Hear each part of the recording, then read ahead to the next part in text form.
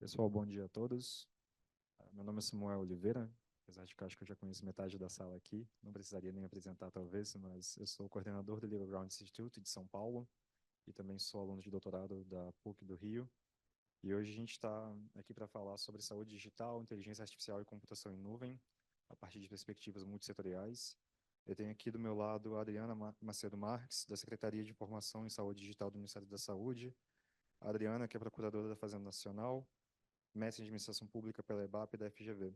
Atualmente, ela atua como coordenadora geral no Gabinete da Secretaria de Informação em Saúde Digital do Ministério da Saúde e como encarregada de dados pessoais do Ministério da Saúde. Aqui à minha esquerda tenho o meu colega Diogo Manganelli, da Fundação Getúlio Vargas do Rio de Janeiro, que também é advogado e Data Protection Officer, doutorando em Direito Civil pela Universidade do Estado do Rio de Janeiro, mestre em Direito e Inovação pela Universidade Federal de Juiz de Fora e graduado em Direito pela mesma instituição. Diogo também é Fellow na International Association of Privacy Professionals, da IAPP, pesquisador aqui na FGV e também no Legal Grounds Institute. E online com a gente também, a gente tem daqui a pouco o professor Ricardo Campos, que é docente nas áreas de proteção de dados, regulação de serviços digitais e direito público na Faculdade de Direito da Goethe Universidade de Frankfurt, doutor e mestre em Direito pela Goethe, participa recorrentemente de audiências públicas e comissões do Congresso Brasileiro em tribunais superiores para discussão de temas ligados ao direito civil, ao direito e à tecnologia. Ricardo também é membro da Comissão de Juristas da Reforma do Código Civil Brasileiro, coordenador de Direito Digital da OAB Federal da ES Nacional e diretor do Legal Grounds Institute. Então, vou abrir aqui nossos trabalhos, passando a palavra para a Adriana, que é aproximadamente 10, 15 minutos para cada um, e depois a gente vai ter um tempinho para perguntas das plateias e uma conversa, tudo bem? Obrigada, Samuel. Bom dia a todos e a todas, né? Essa plateia aqui feminina. Eu estava aqui, gente, vou estar numa mesa só com homens. E vocês me agraciaram com a presença de vocês. Muito obrigada, meninas. Eu chamo o povo de meninas, tá? Então, se vocês não se importarem. Mas eu sou a Adriana, né? Eu sou procuradora da Fazenda Nacional, estou há um ano na saúde, então estou aprendendo bastante aí com todos, né? Todos esses atores. Já trabalhei muito tempo com transformação digital, por isso que eu fui para lá, e estou também como encarregada de dados do Ministério, né? E trabalhei também com transformação digital na Fazenda, então por isso que foi aproveitada lá nessa secretaria nova, que é a Secretaria de Informação e Saúde Digital do Ministério. Então, primeiramente, né, queria agradecer aqui a Legal Grounds o convite, cumprimentar, né, os meninos aqui, meus colegas de mesa, porque acho que é uma oportunidade ímpar, assim, a gente está aqui, eu, pessoalmente, estar aqui, né, participando desse evento que é tem essa magnitude tão grande e tem essa possibilidade da gente discutir, né, multissetorialmente as questões, nesse caso, né, da inteligência artificial e principalmente aplicada à saúde. Então, a gente acredita no âmbito do Ministério, que isso é muito importante, esse debate mais aberto, né? Então, estamos todos muito felizes de estar aqui nessa oportunidade de apresentar um pouco para vocês do que a gente está fazendo lá e pensando, né, e planejando também no âmbito do Ministério da Saúde, especificamente na Secretaria de Informação e Saúde Digital, mas no Ministério como um todo. E também no governo federal. Então, vou dar uma perspectiva assim, de governo federal, Ministério, CEDIS, tá bom? Pode passar, por favor, Samuel. Então, falando aqui um pouco, né, dessa questão das novas tecnologias digitais, o que elas trouxeram de bom para essa formação da saúde digital, e pode passar, a gente tem que a saúde digital, né, o que a gente chama, esse conjunto de produtos e serviços de saúde que utiliza essas novas tecnologias digitais. E a inteligência artificial está aqui dentro. Então, hoje, a gente tem assim grande possibilidade de aproveitar essas tecnologias para aprimorar o acesso, principalmente no âmbito do SUS, né, o acesso universal às questões de saúde e também qualificar o atendimento à saúde. Então, são inúmeros benefícios, inúmeros serviços e produtos de saúde que a gente pode ofertar com saúde digital e que a gente tem feito no âmbito do Ministério. Por exemplo, a telesaúde, né, com a teleconsultoria, o telediagnóstico, a teleeducação, as bases estruturadas de dados, quer dizer, como eu posso, né, estruturar melhor esses dados para ter melhor tomada de decisão, para ter políticas públicas baseadas em evidências, para produzir informações estratégicas em saúde. Então, hoje a gente tem a Rede Nacional de Dados em Saúde, que é a nossa grande plataforma de interoperabilidade, que tem ali já bilhões de dados de saúde organizados, para que a gente possa usar em pesquisa científica e em políticas públicas. A gente tem os prontuários eletrônicos integrados, e no nosso caso aqui, né, o que eu vou ter foco um pouco mais aqui hoje, que é a inteligência artificial aplicada à saúde, aplicada a essa tomada de decisão em saúde e apoio ao diagnóstico, né, porque a gente sempre fala que a decisão final é do profissional de saúde, né? Então, é um apoio à decisão. Entre outras coisas, né? A gente pode aplicar na gestão, e eu vou dar alguns exemplos aqui.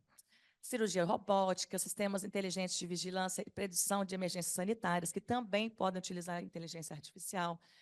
As neurotecnologias, né, que vocês também falam muito lá no Legal Grounds. Então, a gente tem inúmeras oportunidades para aplicação dessas tecnologias na saúde, para melhorar a qualidade de vida das pessoas, né? Pode passar. E aí, justamente em vista disso, que a gente criou a Secretaria de Informação, que foi criada a Secretaria de Informação e Saúde Digital. Então, já se pensou, ainda na equipe de transição de governo, que já estava na hora de criar uma estrutura específica para a gente tratar a saúde digital no âmbito do Ministério. Então, não obstante a gente já tivesse telesaúde, não obstante a gente já tivesse todas essas aplicações de tecnologias na saúde, a gente né, se entendeu no governo de transição que já estava na hora de criar uma estrutura específica para dar maior governança a essas questões da aplicação de tecnologias em saúde.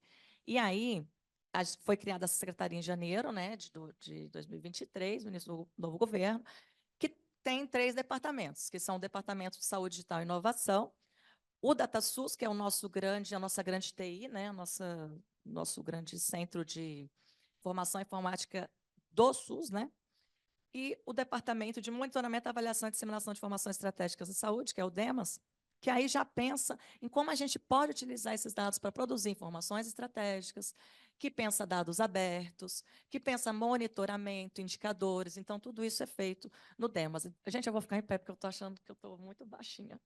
E olha que eu sou alta. Acho que fica melhor para explicar aqui.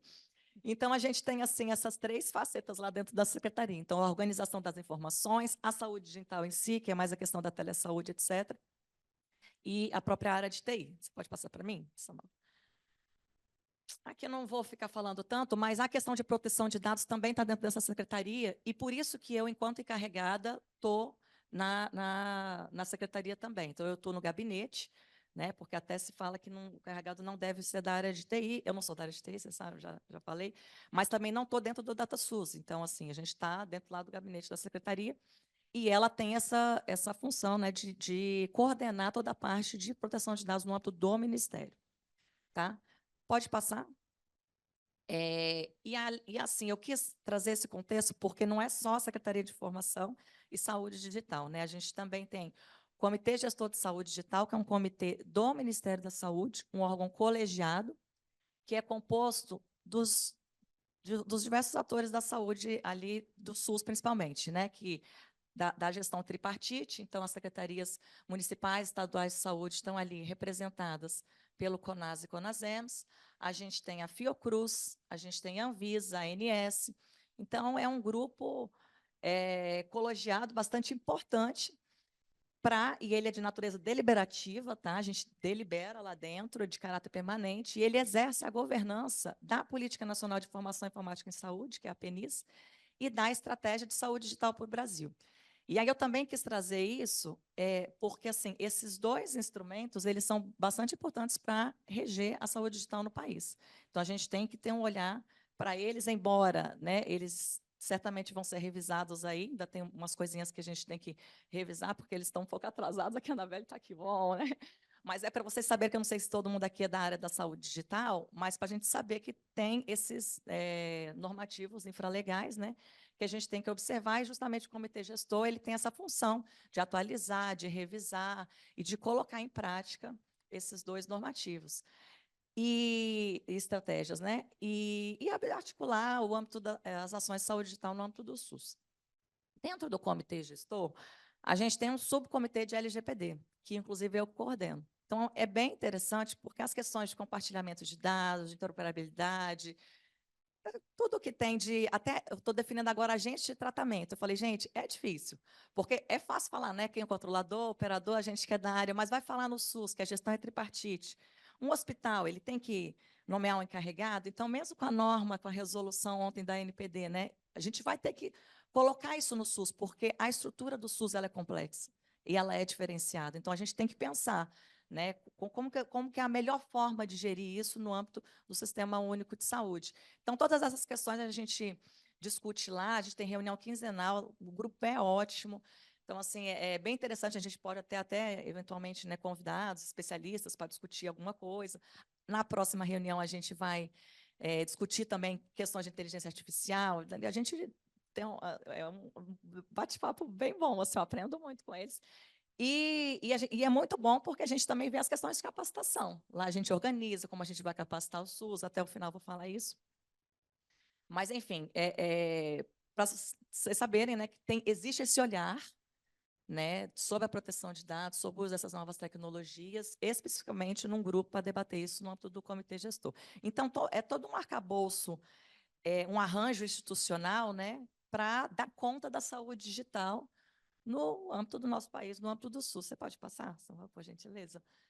E, além disso, agora a gente conseguiu uma vaga no Conselho Nacional de Proteção de Dados, né, da NPD, e isso foi uma articulação assim, pessoal mesmo da secretária Anistela Haddad, que é a secretária de Informação e Saúde Digital, porque o Ministério da Saúde não estava. O conselho, ele é composto de diversos representantes, são 23, né, se eu não me engano, e são 5 membros do governo federal. Né? E o Ministério da Saúde não estava. Só que o Ministério da Saúde é o que mais trata dados no âmbito da esplanada. E não só o que mais trata dados, como o que trata dados sensíveis. Né? Então, assim, é uma acessibilidade muito grande e seria interessante que a gente tivesse essa voz direta perante a NPD para que a gente trate as questões de regulamentação da proteção de dados na saúde. E aí a gente conseguiu essa articulação, teve que tirar alguém, né? Deve ter ficado triste ou não, mas a gente tirou, conseguiu colocar. E agora a gente teve a nomeação, então a secretária Anistela Haddad é a titular e eu estou lá como suplente. Pode passar. E aí, finalmente, né, como que a gente está pensando a inteligência artificial nesse arcabouço, junto com todos esses atores que vocês viram aqui, que a gente pensa todo mundo junto, né? Inclusive em conjunto com o governo federal. Também a gente está de olho também na estratégia de governo digital que saiu agora, a nova, né, o novo marco da estratégia digital brasileira, de governo digital. Então, as ações para a inteligência artificial, a gente está pensando nesse arranjo, que é um deles, o Plano Brasileiro de Inteligência Artificial, que foi um pedido do presidente Lula, que a gente fizesse um plano para que a gente marcasse qual que é a posição do país, né, do Brasil, perante esse tema e perante o mundo, e internamente. Então, como eu quero tratar isso internamente, como eu quero aparecer para o mundo, principalmente agora que a gente está aí nas reuniões do G20, o Brasil sediando o G20, né? Então, qual é o meu plano? O que eu posso fazer no curto prazo? Como o nosso país pode se posicionar frente a esse assunto em termos de governança, em termos de soberania digital? Porque se a gente não tem uma posição formada, alguém forma por nós. Né? E eu acho que a gente tem uma grande oportunidade aí de ter esses encontros internacionais, que inclusive o Brasil está sediando, para a gente colocar a agenda. Então, a ideia e as articulações que a gente está fazendo, inclusive no âmbito da Casa Civil, para o G20, é nesse sentido de todos os ministérios articulados para que a gente tenha uma posição de governo sobre inteligência artificial, como que a gente quer aplicá-la no Brasil, né? E principalmente com essas questões da soberania, com questões delicadas que não são, às vezes, tratadas por outros países. Estados Unidos não quer saber de falar de soberania, para eles não interessa. Para a gente interessa. Então, como que a gente quer uma inteligência artificial qualificada, que veja as nossas questões, as nossas diversidades culturais, que entenda a nossa linguagem, né, as nossas expressões faciais, as nossas questões étnico-raciais. Então, isso é bem importante. Então, dentro desse... o plano ele é um pouco mais ações pontuais. Eu não quis colocar aqui, escrever as ações que a gente fez, porque ele ainda não foi aprovado, né? Mas eu quero citar para vocês, obviamente, que também não é segredo, são ações, inclusive, que estão em andamento. Então, a gente tem uma delas, por exemplo, prontuário falado, que é a gente utilizar inteligência artificial na telesaúde, nas teleconsultas. Então, a partir da teleconsulta, porque enquanto o médico está fazendo teleconsulta, ele tem que ficar escrevendo, né, para depois fazer os registros no prontuário. Então, o prontuário falado, ele é uma transcrição da teleconsulta, e aí a gente utiliza, né, vai utilizar a inteligência artificial para isso, para que ao final da consulta esses registros já estejam feitos e o médico possa ali conferir. Então, ele não perde tempo no atendimento fazendo esses registros, não perde o registro, não perde o que a pessoa falou, né, para depois ele ter que lembrar e escrever. Então, essa é uma das ações que a gente vai colocar aqui. Seja bem-vinda, Kátia. Estava sentindo a sua falta. A Kátia trabalha na NPD. A gente tem uma ação para a saúde bucal, para monitoramento. A gente tem monitoramento, a aplicação de inteligência artificial para diagnóstico.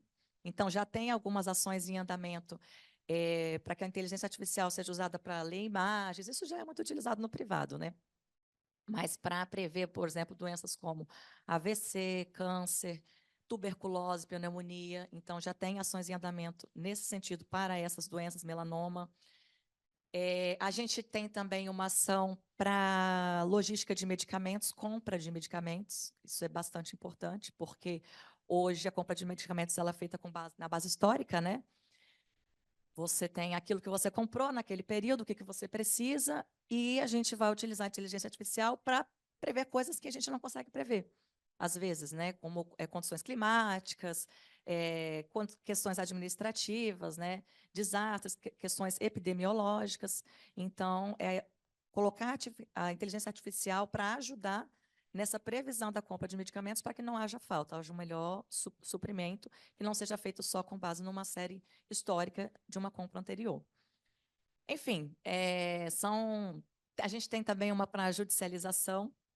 A gente colocou 8 ações aqui, porque a gente também tem uma questão de judicialização muito forte no âmbito do Ministério da Saúde, porque as pessoas às vezes entram pedindo, principalmente para procedimentos muito caros, medicamentos muito caros. Então, também a gente vai fazer esse monitoramento, porque se pede também diversas vias, inclusive mediante ressarcimento, e às vezes o Ministério acaba pagando mais de uma vez a mesma pessoa pelo mesmo fato, né? Justamente porque não tem essa organização, esse monitoramento. Então, também utilizar a inteligência artificial para isso. Enfim, são várias estratégias, várias possibilidades, oportunidades que a gente tem aí, a gente está colocando nesse plano, que deve ser aprovado em breve. Esse plano ele está no Conselho Nacional de Ciência e Tecnologia, então ele está sendo não gestado, né? Ele vai ser aprovado no âmbito do MCTI. Então a gente mandou, os ministérios mandaram as ações, a gente mandou um plano específico para a saúde digital, e ele está lá para ser aprovado. A gente está fazendo a revisão da estratégia brasileira de inteligência artificial. Então, no âmbito do governo, a gente está também discutindo isso, o MCTI que está liderando esse movimento, e tem uma parte de saúde digital lá dentro que a gente ajudou a reescrever, justamente para que fique em consonância com o nosso programa de saúde digital, que é o programa SUS Digital. A gente acompanha, obviamente, o projeto de lei de inteligência artificial, né, o 2338, e, inclusive, o dispositivo que saiu lá da saúde como alto risco, a redação foi até a gente que deu. Então, se a gente está numa articulação bem grande em termos de governo, isso a Casa Civil coordenando, né, a Samara Castro está aí até aqui no evento também, eles que coordenaram esse movimento, então a gente escreveu uma redação em que a saúde fosse vista ali como algo com um alto risco, mas de forma integral, porque eles tinham colocado antes só procedimentos médicos que interferissem na integridade física. A gente não, mas tem integridade mental. A saúde ela tem o aspecto coletivo e individual, uma dimensão coletiva e individual. Então, se essa inteligência artificial, né, ela pode interferir, por exemplo, na questão da saúde coletiva, e aí ela seria considerada alto risco pela redação anterior, não estava. Então, a gente conseguiu colocar essa dimensão coletiva e individual e também que a saúde seja pensada de forma integral, considerando a integridade física, mental e social, porque o social também está na Lei 8080, Lei Orgânica da Saúde, também é uma questão que está lá no conceito de saúde, tá? Nesse conceito ampliado de saúde. Por fim não, né? Mas mais uma ação o grupo de trabalho de saúde do G20, né? A gente fez essas reuniões paralelas que estão tendo, a gente fez uma lá em Salvador, que eu coloquei a fotinha ali, que tem a secretária com o professor Michael Marmont. Ele é bem famoso, mas eu não estou lembrando o nome dele, mas um grande cientista que fala da saúde digital, um professor da Universidade de Londres, nos agraciou ali com uma palestra, uma fala sobre saúde, inteligência artificial aplicada na saúde e as condicionantes sociais que estão envolvidas ali nessa questão da saúde e da aplicação da inteligência artificial na saúde. Bem interessante. Então, a gente fez esse evento um dia inteiro para discutir inteligência artificial na saúde digital, com os integrantes do G20. Então, é bem interessante também as colocações que a gente, né, colocou para eles em termos de prontuário eletrônico, o que a gente está fazendo naquele International Patient Summary, não sei se vocês conhecem, que também é uma padronização das terminologias de saúde, etc. Então, a gente conseguiu colocar a nossa posição lá de saúde digital e também ouvir os demais participantes, né? Pode passar. Tá, já vou concluir mesmo. Já está na hora aqui. E aí, tudo isso está dentro do nosso grande arcabouço, que é o Programa SUS Digital, que é o nosso programa de transformação digital no SUS, né, em que tudo isso está sendo pensado de acordo com os princípios e eixos que a gente colocou aqui no SUS Digital. Pode passar? Cuja, né, assim, a principal, os objetivos, né, do programa SUS Digital é justamente ampliar o acesso, né? A gente consegue levar aí telesaúde para, por exemplo, comunidades isoladas, né, principalmente comunidades indígenas, que a gente não tem, né, às vezes não tem lá nem conectividade, nem energia elétrica, a gente consegue levar a conectividade, a energia para que eles possam fazer uma teleconsulta num município, por exemplo, que para chegar num posto mais próximo, às vezes pode levar 24 dias de barco. Então, são realmente locais muito remotos, que não têm acesso, que não seja pela via do rio. Os rios, né, na Amazônia, muitos deles são muito sinuosos. Então, imagina, você subir um rio, 24 dias, para você chegar lá, já, né, um dia, tem cidades que são 15 horas, 24 horas. Então, assim, são realmente comunidades que, se você não tiver uma telesaúde, ele não consegue nenhum acesso à saúde, muito menos um acesso à saúde especializada. Pode ir. Sim, só para colocar, voltar aqui, que a inteligência artificial está dentro do arcabouço aqui do programa. Então, todo esse arcabouço, né, que a gente está falando, está tudo comunicado. A gente está comunicando o Plano Brasileiro de Inteligência Artificial, a parte da saúde, com a estratégia brasileira, com o programa SUS Digital, com o que a gente está colocando no PL. Então, é um grande arranjo institucional que a gente está pensando para preservar os direitos dos titulares, né, ao tempo que a gente também fomenta a inovação, a aplicação dessas tecnologias na saúde.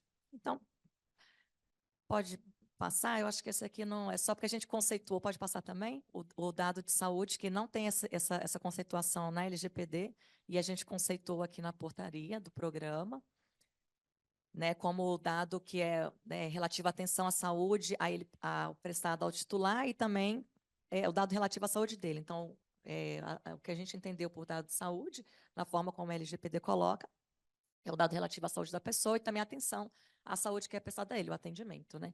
Seja no presente, passado ou futuro, que é um elemento que a gente pegou da GDPR até, porque questões passadas, questões presentes e, às vezes, preditivas também.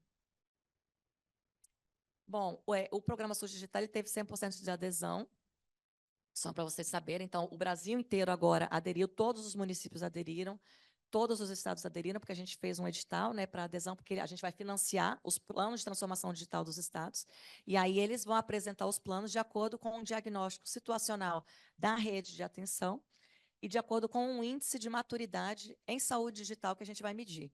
Então, agora eles terminaram a fase. Primeiro eles fizeram adesão, todo mundo aderiu. Depois a gente terminou essa semana a fase da apresentação do diagnóstico situacional. Eles apresentaram e agora eles vão medir o índice para depois fazer o plano. Então, cada plano vai ser customizado, de acordo com a realidade de cada município, cada estado brasileiro. E aí a gente faz esse suporte financeiro. Pode passar. E finalizando, gente, a gente fez a primeira jornada de proteção de dados no SUS em janeiro desse ano, e a próxima vai ser de 14 de agosto. Então, eu já queria convidá-los, porque a gente vai ter uma mesa só sobre inteligência artificial, sobre infraestrutura de nuvem. Então, a gente vai continuar esse debate sobre governança de dados também, né? Enfim, vão ter várias coisas, compartilhamento, interoperabilidade. A gente vai trazer, inclusive, um pessoal da Dinamarca que foi uma inspiração para a construção da nossa RNDS, né, da Rede Nacional de Dados em Saúde. Então, vai ser bem bacana. Vai ser presencial e virtual, então, formato híbrido.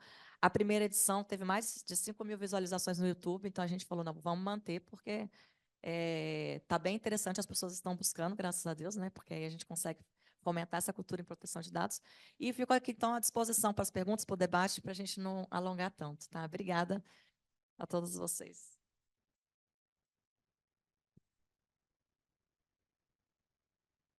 Dando prosseguimento, vou chamar aqui online o professor Ricardo Campos. Já está disponível aqui. Ricardo, você consegue nos ouvir? Você está nos ouvindo? Sim, vocês estão me ouvindo? Ouvimos. Por favor, testa se você consegue compartilhar sua tela com a gente e a gente pode começar. Tá, deixa eu ver aqui. Vocês estão vendo a minha tela? Vamos lá. Quando quiser começar, à vontade, por favor, Ricardo. Tá bom. Primeiramente, cumprimentar a mesa e também a plateia no nome da Adriana e também congratulá-la, Adriana, pelo trabalho frente ao Ministério da Saúde, seu trabalho especialmente focado na digitalização, né, um aspecto geral que encobre proteção de dados, regulação e agora inteligência artificial. Então, cumprimento a todos.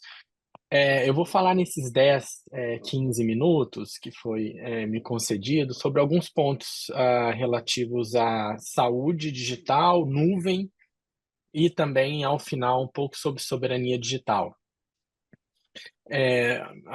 Para os que não conhecem meu trabalho, eu sou professor assistente na Universidade de Frankfurt, de onde eu falo agora, na Alemanha, e onde eu leciono sobre o foco especial é regulação de serviços digitais, né, no seu espectro maior, com foco especialmente na regulação europeia e alemã. Além disso, eu atuo no Brasil de forma recorrente nas comissões, no Congresso Nacional, participei da comissão de juristas da reforma do Código Civil, onde eu fui lotado no livro de direito digital, que é uma inovação, né? E esse é um ponto interessante também que eu sempre gosto de falar, porque com a importância e a centralidade da internet, desenvolvimento de novas tecnologias, né, o direito digital, como era conhecido há 10, 15 anos atrás, ele acabou perdendo somente a transversalidade e ganhando um nível de autonomia frente aos diversos campos do próprio direito civil e também dos outros direitos, né? Então, no início do Código Civil, quando o ministro Salomão pediu para a gente fazer um livro, como um livro de contratos, de obrigações, né, que existem desde da tradição do direito romano, isso começou a ficar claro para mim. Aí eu fazia uma pergunta quando um civilista falava: Ricardo, mas a gente precisa de um novo livro? Né? Por exemplo, um professor famoso de direito de herança chegou para mim e falou: Ricardo, a gente precisa de um livro de direito digital? Não é melhor a gente tratar um pouco dentro de cada livro? Aí eu fiz uma pergunta para ele que ele ficou sem resposta. Né? Eu perguntei para ele: professor, o que é mais importante hoje na vida da população? O direito digital ou o direito de herança? O direito de herança você vai acionar ele uma ou duas vezes na sua vida, e o direito digital praticamente estrutura toda a nossa vida, inclusive até a dimensão da educação, né, e a geração de conhecimento, que é o que ocorre agora através desse evento. Então, essa é a minha área de atuação. E a minha apresentação hoje vai ser focada no aspecto de IA, computação de nuvem e saúde, questões regulatórias, né, quais seriam os melhores mecanismos para a regulação, e ao final eu vou tecer alguns argumentos sobre soberania digital.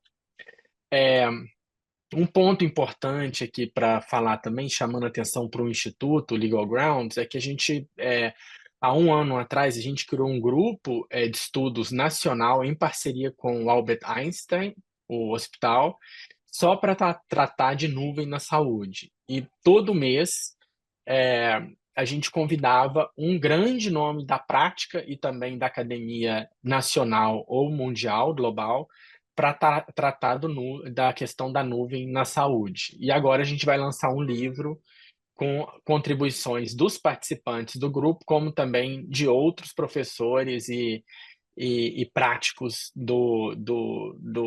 que lidam com a tecnologia de nuvem. Né? Então, primeiramente, falar de forma bem rápida o que seria aqui os usos de IA e a computação de nuvem. Lógico que em 10 minutos a gente não consegue falar tanto, mas a gente tem, na verdade, uma multiplicidade de aplicações da nova tecnologia de nuvem, principalmente na saúde. E também, Adriana, chamar a atenção que no semestre que vem eu vou publicar um livro sobre saúde digital no Brasil a partir do direito comparado, né? Eu já venho publicando alguns artigos sobre, por exemplo, receita eletrônica, prontuário único, e a ideia é trazer para o Brasil um pouco de um diálogo entre o que tem no Brasil e o que tem no mundo nas diversas pilares da saúde digital. Então, a gente está fechando agora.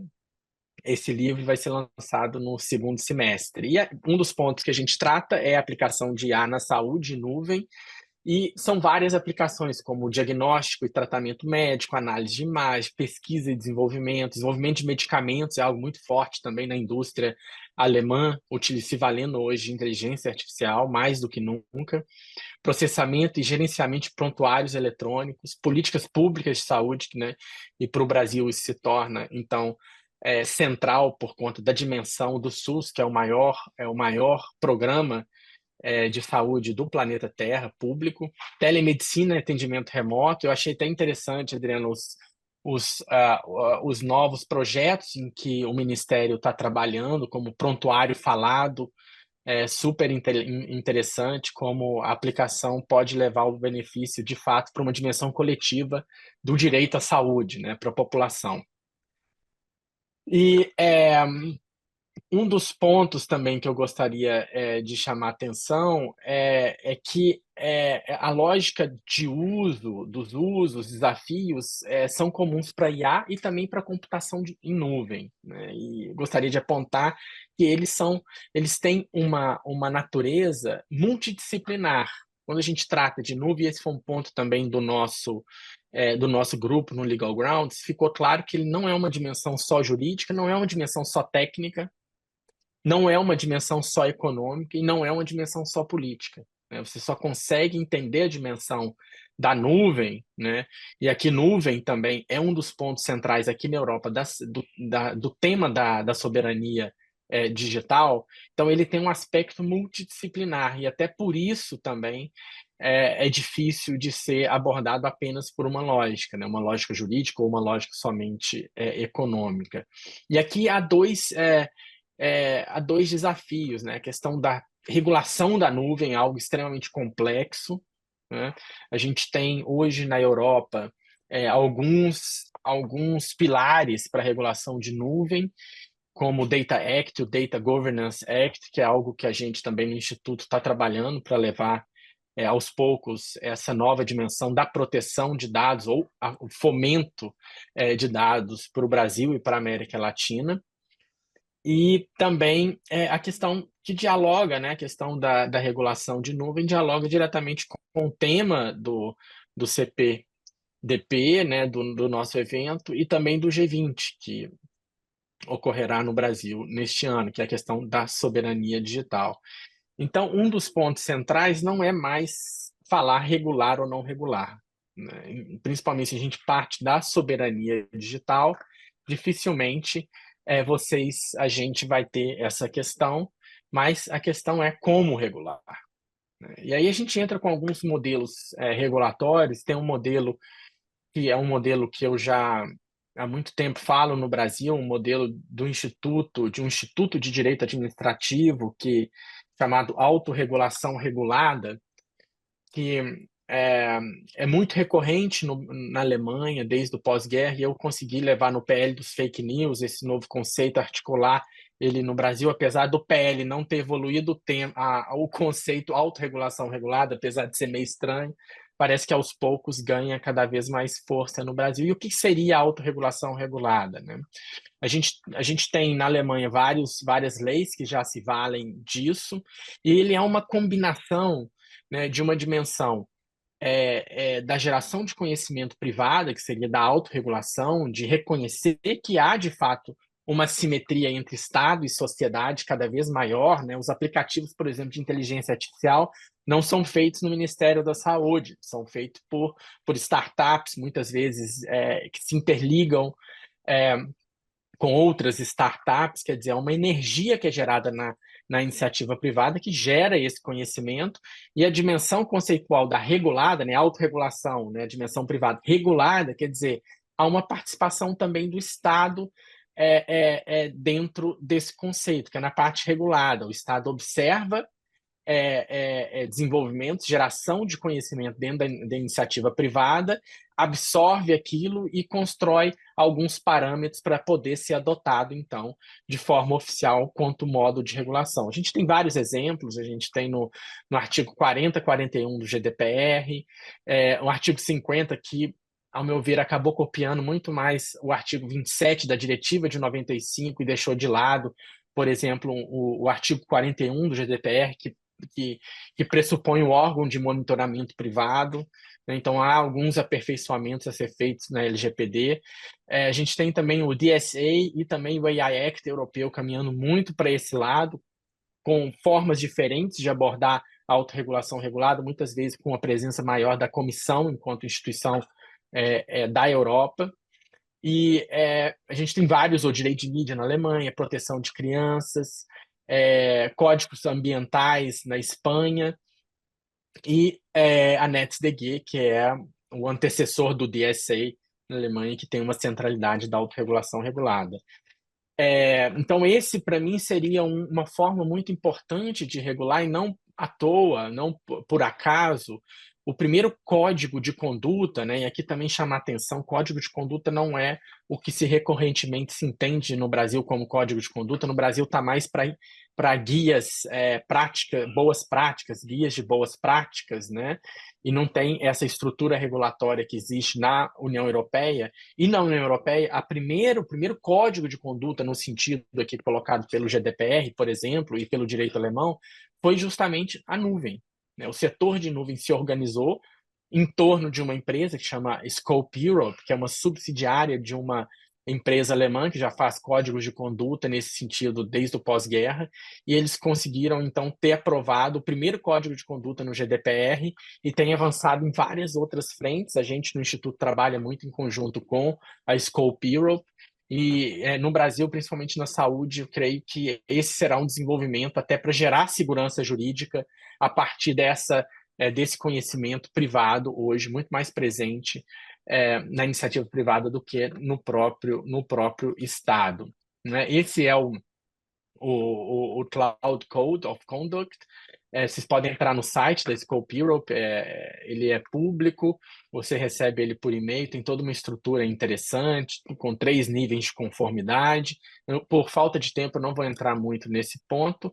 E chamar atenção, por exemplo, que um serviço da Google que está se expandindo muito no mundo, que é o Google Cloud Healthcare Data Engine, que é um serviço justamente de nuvem só para a saúde. Cada vez mais tem aderido, ele faz parte também desse código de conduta da Scope Europe, e é um código direcionado somente para nuvens. Para vocês terem uma ideia, né, entre os clientes desse sistema de nuvem do Google, é o Highmark Health, né, que é uma das maiores seguradoras de saúde dos Estados Unidos, né? Então, aqui a gente já começa a entender um pouco, né, Adriana, a questão da soberania digital, né, perceber. No Brasil, por exemplo, né, um dos pontos do nosso grupo de estudos no Legal Grounds foi olhar para, por exemplo, dados de saúde são dados sensíveis. Aonde que eles estão sendo armazenados? Quais são os serviços que estão sendo prestados, né? As cláusulas contratuais, elas prevêem alguma forma de proteção de acordo com o direito brasileiro, ou a gente precisaria, de fato, de uma intervenção do Estado para ditar parâmetros para o armazenamento e processamento de dados de saúde que muitas vezes, né, ou quase todas as vezes, não estão armazenados em nenhum servidor no Brasil, não seguindo, assim, muitas vezes, o direito nacional. E aí a gente entra na questão da soberania digital, que eu vou falar de forma breve, tem vários pilares. Essa é também uma aula que eu dou aqui no meu curso de regulação de serviços digitais, porque se a gente for pensar, há uma contradição entre o termo soberania e digital, né? Soberania, né, aqui tem a capa do livro Leviatã, você tem muito mais uma ideia de construção de um território que delimita o exterior, né? Então, por exemplo, você tem um Estado nacional que produz leis que valem somente para dentro do Estado, inclusive até hoje a gente usa o direito internacional privado, que é uma forma de coordenação de diferentes soberanias, né? E quando você incorpora o conceito digital à soberania, parece que essa característica central de delimitação dentro e fora com o digital perde o seu sentido. Então, esse conceito de soberania digital ele já é paradoxal desde o início, porque o digital já tem uma conotação de transbordar fronteiras, né? Então, o desafio da soberania digital significa justamente como, de alguma forma, interiorizar determinados direitos ou processamento de dados ou as variações decorrentes, né, da digitalização em vários direitos para dentro do Estado Nacional. Como tornar aquelas leis do Estado Nacional, por exemplo, no Brasil, a LGPD, aplicável para sistema de nuvens que tratam, por exemplo, ou acumulam ou geram dados de saúde. Então, esse seria uma das mensagens, aí tem diversas, né? Tem diversas dimensões, como segurança da informação, além da privacidade, acesso significativo, mas esse conceito dado ao tempo, né, eu gostaria de chamar a atenção principalmente para a ambivalência do conceito de soberania digital, e que articular o conceito de soberania digital é um grande desafio, e certamente a saúde e nuvem, né, a migração dos hospitais para a nuvem e a utilização cada vez maior dos aparelhos interconectados no hospital com sistemas de nuvem vai ser o grande primeiro case brasileiro de regulação e também de dano, certamente, e judicialização, porque é onde, de fato, a gente tem aí danos causados em massa para a população, visto essa dimensão coletiva da saúde. Então, eu gostaria de agradecer novamente a presença de todos, agradecer ao Samuel pela moderação e todos a mesa e os palestrantes no nome da Adriana. Muito obrigado.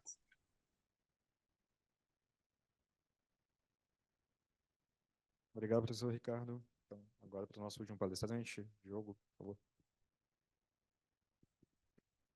Bom, acho que bastante o professor Ricardo e a Adriana já estressaram bastante, talvez, principais conceitos e questões envolvidas. Então, acho que eu vou estressar um pouquinho alguns dos conceitos que talvez até por falta de tempo o Ricardo não conseguiu aprofundar, mas que eu acho que são essenciais, dando talvez um viés um pouco mais problemático até para a gente trazer como o pessoal disse ontem, eu gosto muito dessa expressão, trazer o elefante para cá, para a gente poder conversar com o problema de fato, e aí a gente ampliar um pouquinho o debate para questões que são tangentes à saúde digital, especialmente a partir do ponto de vista que a gente está discutindo.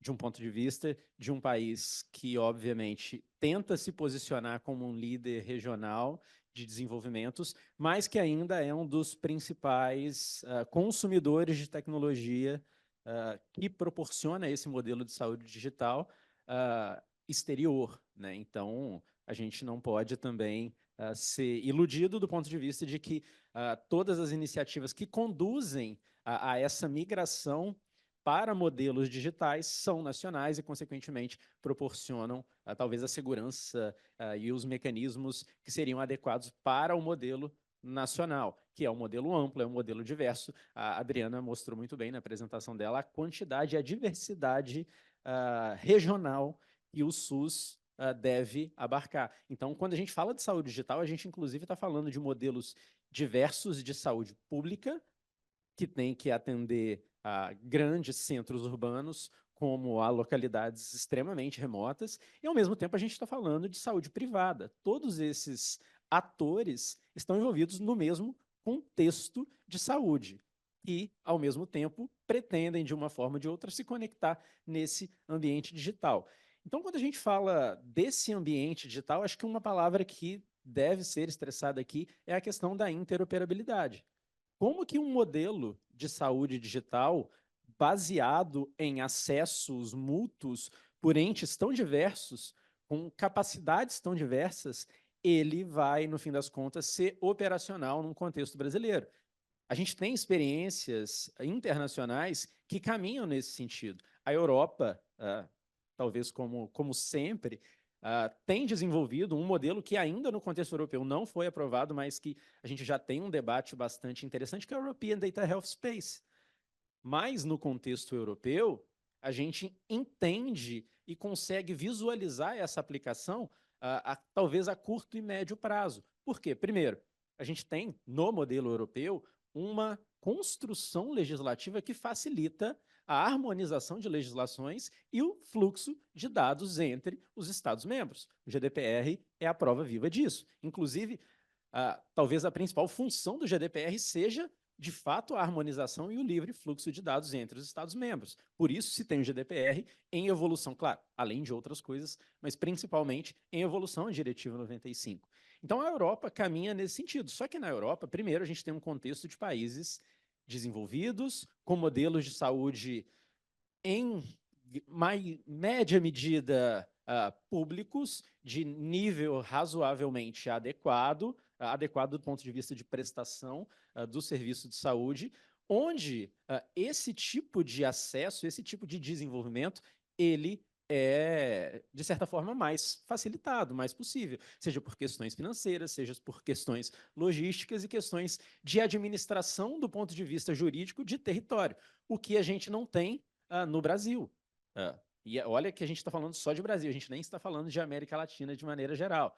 Se a gente expande o debate ainda para o aspecto regional, a discussão é ainda mais complicada. Então, esse é um ponto importante que a gente precisa avançar na questão da interoperabilidade, e aí eu nem estou falando dos requisitos técnicos de APIs e como fazer sistemas diversos do SUS se conectarem, por exemplo, com sistemas diversos das redes privadas. Só para a gente ter noção do quão difícil é a criação, de fato, de um modelo único de saúde digital no país, esse seria talvez um dos principais desafios iniciais, porque cada um dos prestadores privados de saúde hoje já possuem sistemas digitais. A gente não está falando de uma criação que vai ser desenvolvida daqui a 5 anos. O Einstein já possui modelos digitais, o Sírio já possui modelos digitais, e redes privadas já possuem as suas redes digitais. O SUS já possui as suas redes digitais também, conectadas em maior ou menor medida com a população de maneira geral, com outros prestadores. Agora, como que a gente constrói um modelo técnico de gestão dessas informações, garantindo segurança, garantindo privacidade e etc. E, mais uma vez, tudo isso aplicado ainda em um contexto de inteligência artificial. E a inteligência artificial, a gente está falando, inclusive, de questões talvez ainda mais complexas, porque quando a gente fala de inteligência artificial, talvez a gente pense nela pronta e nos resultados que virão dela, mas para a inteligência artificial funcionar, a gente vai precisar treinar essa inteligência artificial. E a gente vai treinar como? Como que a gente, primeiro, regula a questão de uso secundário dessas informações para, pensando do ponto de vista de privacidade, para o treinamento desse tipo de tecnologia. Então, aqui a gente já tem um critério muito grande a ser desenvolvido do ponto de vista jurídico, pelo menos, de se entender qual a validade jurídica a gente dá para um treinamento que, na grande maioria das vezes, não tem uma finalidade voltada aos fins iniciais para os quais eles foram coletados. A decisão da NPD relativa à meta, entre outros fatores, está aí para provar as questões de treinamento de inteligência artificial. Então, são alguns desafios que a gente tem para a construção desse modelo de saúde digital. Então, a gente não pode imaginar saúde digital, legal, telemedicina. É muito mais além e é muito mais complexo. Claro, esses são fatores, são componentes, mas esse modelo de saúde digital ele é muito mais complexo e muito mais difícil de ser organizado do que isso. E aí eu trago um outro ponto que talvez a gente esqueça, mas que é essencial para esse debate. E eu nem vou abordar outros pontos, mas eu acho que esse é principal e ele merece ser comentado porque a gente acabou não comentando e ele geralmente não é comentado porque ele passa à margem desse debate, mas ele é fundamental.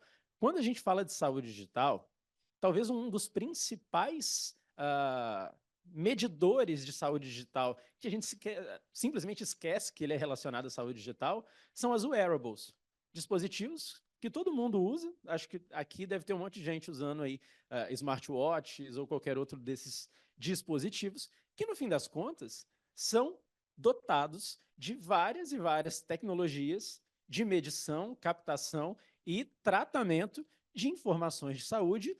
E, pessoal, o principal ponto dessas wearables é que, no fim das contas, elas são desenvolvidas por empresas que não são de saúde e que, consequentemente, não são reguladas pela área da saúde, mas são informações de saúde. Inclusive, em vários desses dispositivos, a gente tem captações não só das calorias lá que a gente posta no Instagram, mas dispositivos de captação neural, dispositivos de medição de pressão e, obviamente, que várias dessas informações cruzadas com outras, a gente consegue extrair muitas informações de saúde. E, passando à margem da regulação, qual é o uso dessas informações? A gente está treinando modelos de inteligência artificial de empresas privadas internacionais com dados de população brasileira sem que sequer a gente tenha conhecimento e se preocupe com a utilização dessas informações. Essas informações, a gente tem conhecimento se elas estão sendo repassadas, por exemplo, para aspectos e operadores privados de saúde para fazer análises e preposições de risco para, enfim, fins financeiros, fins econômicos, como inclusive veda a Lei Geral de Proteção de Dados Pessoais no Brasil. Então, essas são questões essencialmente importantes que merecem ser discutidas também no âmbito da saúde digital, especialmente quando a gente esquece que elas estão envolvidas na área da saúde.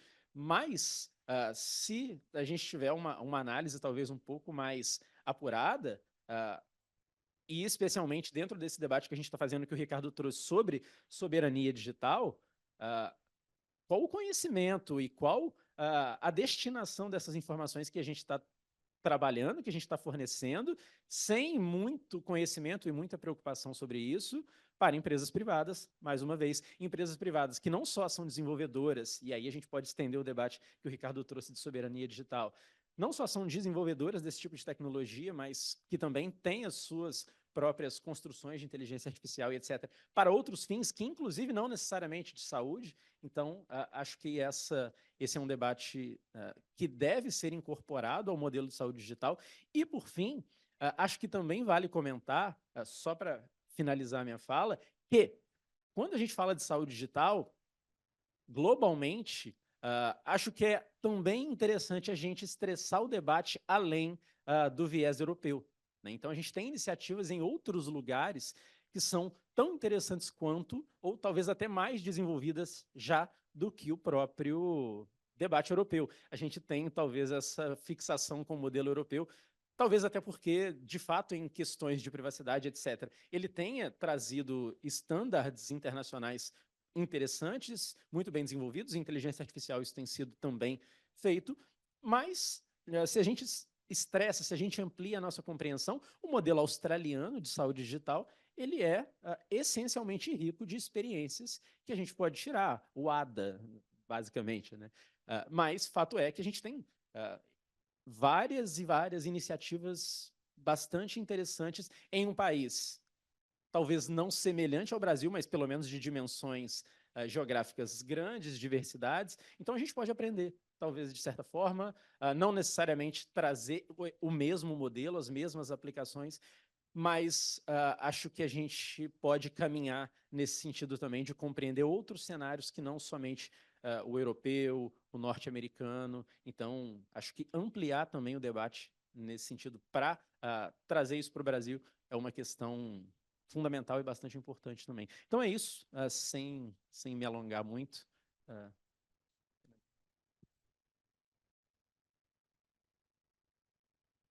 Obrigado, Diogo.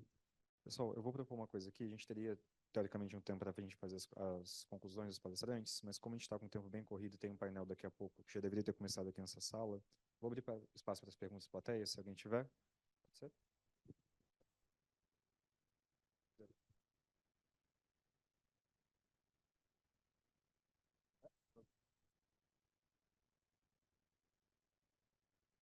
Obrigada. Não vou fazer pergunta, Adriana. Só vou elogiar você pela brilhante apresentação e sinto honrada e representada por você lá na saúde, que já foi, também trabalhou na NPD. Felizmente não acompanhei, não trabalhamos juntas. Mas a questão é, com relação ao tratamento de dados sensíveis, a LGPD, ela não veda o tratamento, o uso secundário de dados. No caso da saúde, tem um dispositivo específico que fala que é possível fazer o treinamento com dados. Eu até anotei aqui esse dispositivo.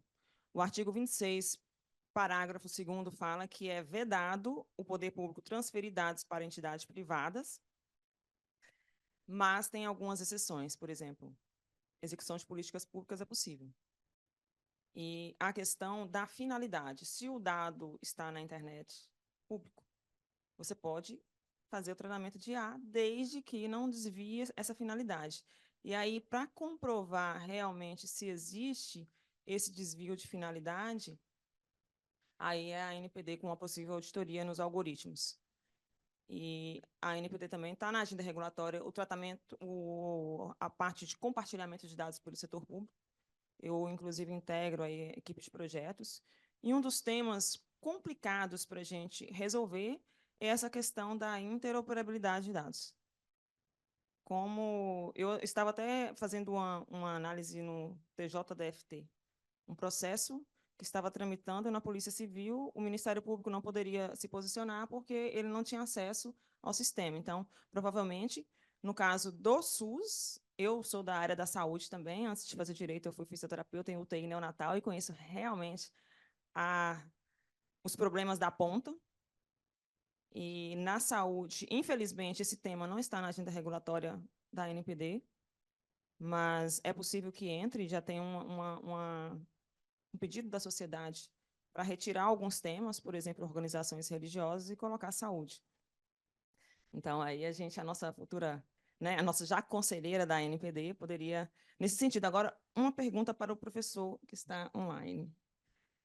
A questão do direito digital como um direito autônomo, assim como algumas pessoas defendem que o direito de propriedade intelectual também não se enquadraria, por exemplo, no meu entendimento, eu não creio que no livro do direito civil poderia incorporar um direito tão volátil como o direito digital.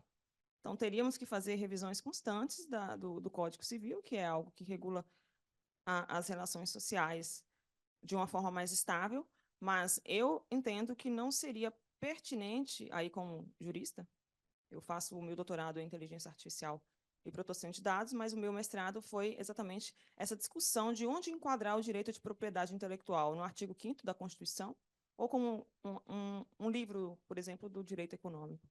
E eu vejo esse mesmo desafio no caso do direito digital. Então, eu vou honrar aqui meus poucos minutos. Obrigada.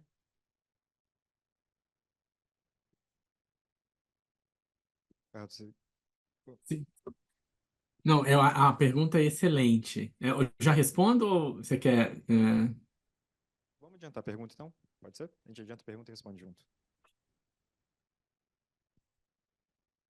Bom dia, parabenizo a todos os expositores. Eu sou Anabelle Macedo, sou doutoranda em saúde pública no Instituto de Saúde Coletiva da UFRJ, também fazendo algumas matérias aqui no programa de doutorado da FGV, e sou procuradora de Justiça no Ministério Público do Estado do Rio de Janeiro, em uma colaboração com a Universidade de Bremen. Também gostaria de ouvir do professor Campos sobre a recente, de maio agora, diretiva do German DPAs sobre o AI deployment e quais seriam as impressões deles sobre isso, sobre esse papel, papel afirmativo das entidades de proteção de dados na Alemanha, da sua capacidade regulatória sobre esse aprendizado da inteligência artificial sobre dados sensíveis, dados de saúde,